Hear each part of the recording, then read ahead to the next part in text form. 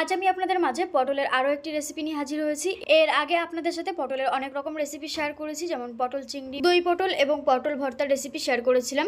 তবে আজ তৈরি করে দেখাবো পটল পোস্ত রেসিপি। আর এটি নিরামিষ দিনের জন্য কিন্তু দারুণ একটি রান্না।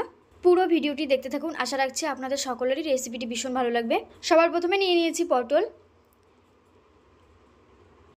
এখন পটলের খোসাগুলো ছাড়িয়ে নেব। পটলের খোসাটা কিন্তু পুরোপুরিভাবে ছাড়িয়ে নিচ্ছি না, একটা ছুরির সাহায্যে পটলের গাটা খুব ভালো করে চেঁচে নিচ্ছি। পটলের খোসা খুব ভালো করে ছাড়িয়ে নেওয়ার পর একটা ছুরি দিয়ে পটলের দুই সাইডের মুখের অংশ কেটে বাদ দিয়ে দিচ্ছি। পটলের দুই সাইডের মুখের অংশ কেটে বাদ দেওয়ার পর একটা ছুরি দিয়ে পটলের যে কোনো এক সাইড এইভাবে একটু কেটে নিতে হবে, যাতে পটলের মধ্যে গ্রেভিটা খুব ভালোভাবে ঢুকতে পারে। ওই একই পদ্ধতিতে সমস্ত পটলের খোসা ছাড়িয়ে পটলের এক সাইডটা খুব ভালো করে কেটে নিয়েছি এবং ধুয়ে পরিষ্কার করে নিয়েছি। এখন পটলগুলো ম্যারিনেট করে নেব। তার জন্য দিয়ে দিচ্ছি খুব সামান্য পরিমাণে নুন আর দিয়ে দিচ্ছি একটু তেল, দিয়ে খুব ভালো করে একসাথে পটলের গায়ে মাখিয়ে রেখে দেবো 5 থেকে 7 মিনিট। আর এইভাবে রাখার কারণে কিন্তু পটলের ওপরের খোসাগুলো খুব ভালোভাবে নরম হয়ে যাবে, আর ভাজার সময় কিন্তু খুব বেশি সময় লাগবে না, তাড়াতাড়ি ভাজা হয়ে যাবে। এবার পটল পোস্তর জন্য একটা গ্রেভি তৈরি করে নিতে হবে। তার জন্য একটা মিডিয়াম সাইজের বাটির মধ্যে নিয়ে নিচ্ছি 2 চা চামচ সাদা সর্ষে, 2 চা চামচ পোস্ত, সাথে নিয়ে নিচ্ছি 2 চা চামচ কালো সর্ষে।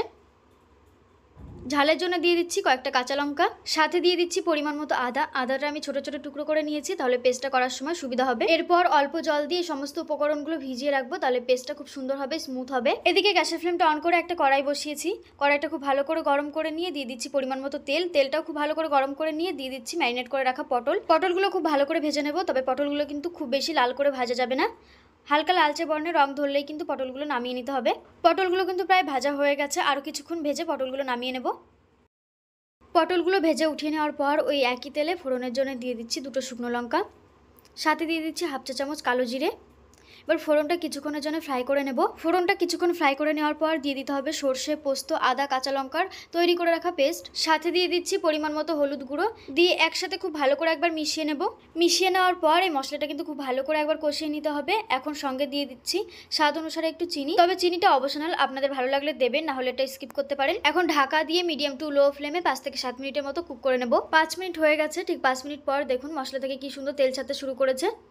এই সময় দিয়ে দিতে হবে আগে থেকে ভেজে রাখা পটল। ভেজে রাখা পটলগুলো দেওয়ার পর মশলার সাথে পটলগুলো খুব ভালো করে একবার মিশিয়ে নিতে হবে। আর মেশানোর পর কিন্তু জলটা ব্যবহার করবেন না, মিনিমাম আরও 4 থেকে 5 মিনিটের মতন এইভাবে কষিয়ে নিতে হবে, তারপর জলটা ব্যবহার করবেন।